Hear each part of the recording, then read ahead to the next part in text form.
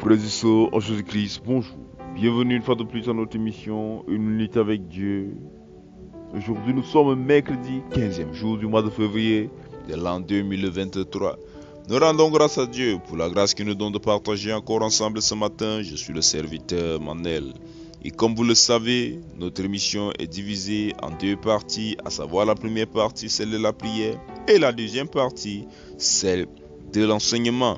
Alors, comme d'habitude, prends une position, celle qui te semble la plus humble possible, et prions ensemble afin de confier notre vie à Dieu.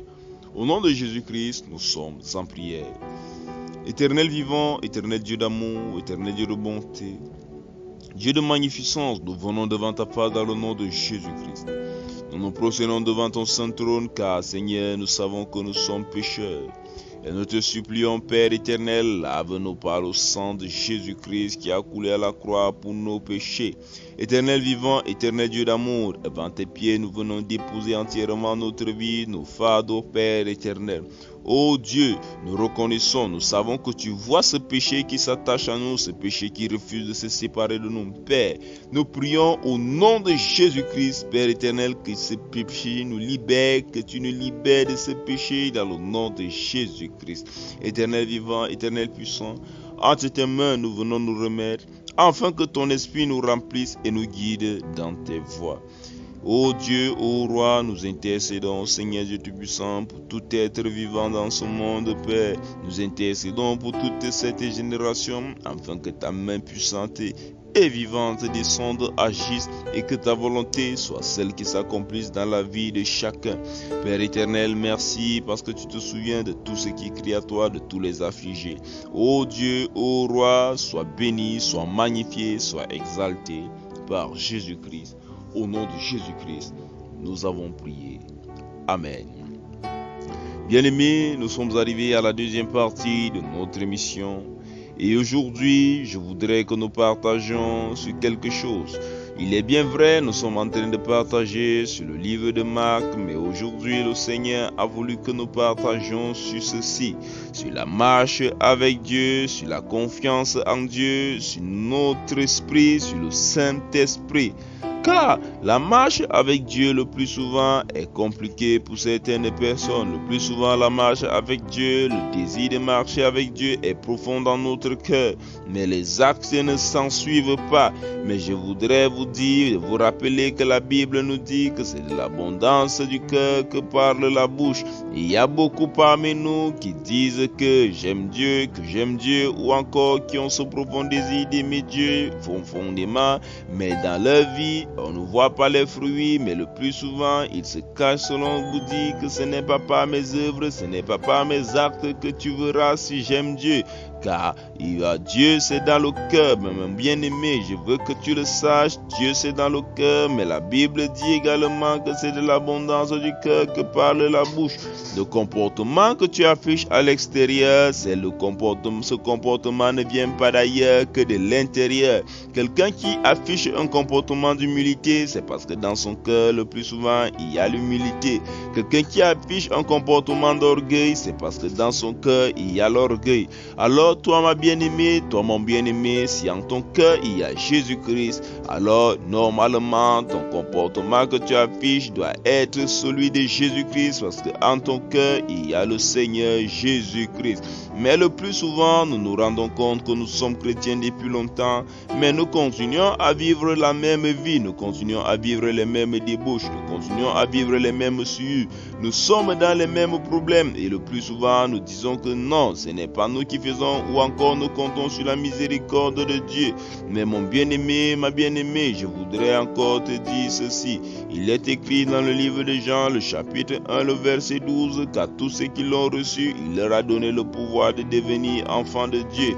Et il faut savoir que devenir enfant de Dieu, c'est recevoir le Saint-Esprit. C'est le Saint-Esprit. Lorsque tu reçois le Saint-Esprit, tu deviens enfant de Dieu. Et lorsque le Saint-Esprit est en toi, automatiquement, la façon de vivre est semblable à celle de Jésus-Christ, parce que c'est ce qui a à l'intérieur de toi qui ressort. Alors je voudrais aujourd'hui que nous retournons vers le Seigneur Jésus-Christ en toute sincérité. C'est souvent difficile de changer parce que parfois nous croyons qu'il suffit de décider avec notre propre volonté. Mais comme j'essaye de le dire chaque fois, ta propre volonté ne peut pas te changer, ton propre désir ne peut pas te changer, ta force physique, ta force mentale ne peut pas te changer, ça ne peut pas t'amener dans les voies de Dieu. C'est ce que autrefois les pharisiens croyaient. Ils croyaient que pour marcher avec Dieu, c'était une histoire de force, c'était une histoire d'œuvre, mais ils se sont trompés au point que lorsque Dieu s'est révélé à eux, aucun d'eux ne l'a reconnu au travers de Jésus-Christ. Mais mon bien-aimé, ma bien-aimée, pour marcher, pour arriver à être comme Dieu le veut, il faut que tu aies le profond désir, il faut que ta soif profonde soit celle du Saint-Esprit, celle de vouloir le Saint-Esprit en toi. Et dis au Seigneur Dieu Tout-Puissant, Père, viens et remplis-moi. Prie avec détermination, prie avec foi, je veux dire. Sois déterminé, aie cette soif, cherche à être rempli du Saint-Esprit. Et je voudrais que tu le saches, pour être rempli du Saint-Esprit, il ne faut pas forcément être ressenti des manifestations particulières, parce que le plus souvent des personnes croient que lorsqu'ils reçoivent le Saint-Esprit, obligatoirement, ils doivent recevoir une manifestation particulière. Mais Dieu n'est pas un Dieu carré. Dieu agit tantôt d'une façon, tantôt d'une autre façon.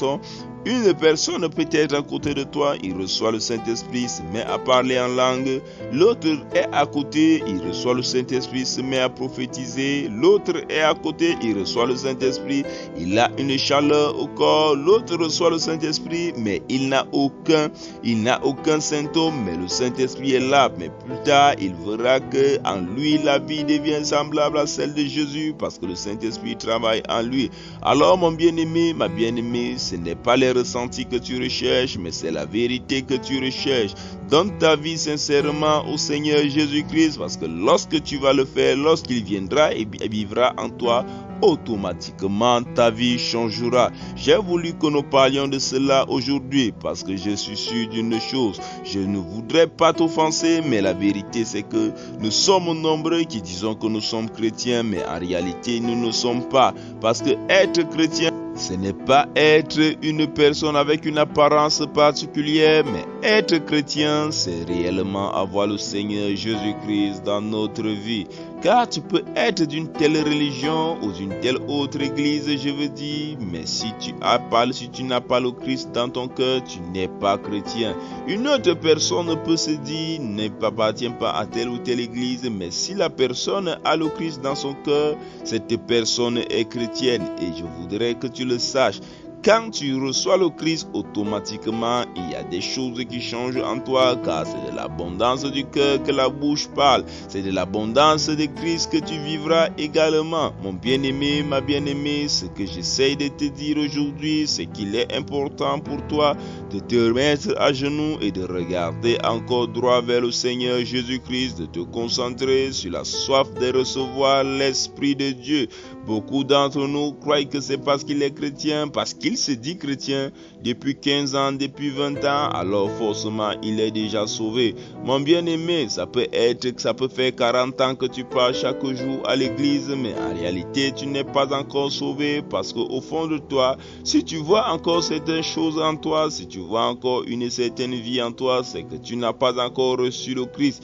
La Bible dit que ce ne sont pas les œuvres qui sauvent, c'est une vérité. Ce ne sont pas les œuvres qui te sauvent, mais il y a une vérité que tu dois savoir. Lorsque tu reçois le Saint-Esprit, lorsque tu reçois le Seigneur Jésus-Christ, c'est cette foi qui te sauve, mais automatiquement, lorsque tu le reçois, il change tes œuvres. C'est-à-dire que lorsque tu l'as reçu, il commence à te faire voir les fruits du Saint-Esprit dans ta vie, les œuvres du Saint-Esprit dans ta vie, la façon du Saint-Esprit de vivre. Alors, mon bien-aimé, ma bien-aimée, j'espère que tu m'as compris, Ma prière pour toi est que le Saint-Esprit descende dans ton cœur maintenant, touche, change ta vie, te fait devenir une nouvelle personne. Que Dieu te bénisse. À demain s'il plaît à Dieu. Que Dieu vous bénisse abondamment. Que Dieu touche vos cœurs abondamment. Shalom, shalom, shalom. Et nous remercions, nous rendons grâce à Dieu pour tous ceux qui prient pour nous. Nous vous prions, nous vous supplions, continuez de prier pour nous, intercédez pour nous, car vos prières sont d'une très grande utilité pour l'avancement de notre œuvre, de cette œuvre qui est l'œuvre du Seigneur Jésus-Christ. Également pour tous ceux qui ont des témoignages, pour tous ceux qui veulent donner leur vie à Christ, contactez-nous au plus 237 696 44 12 73. Que Dieu vous bénisse. À demain, s'il plaît à Dieu. Shalom.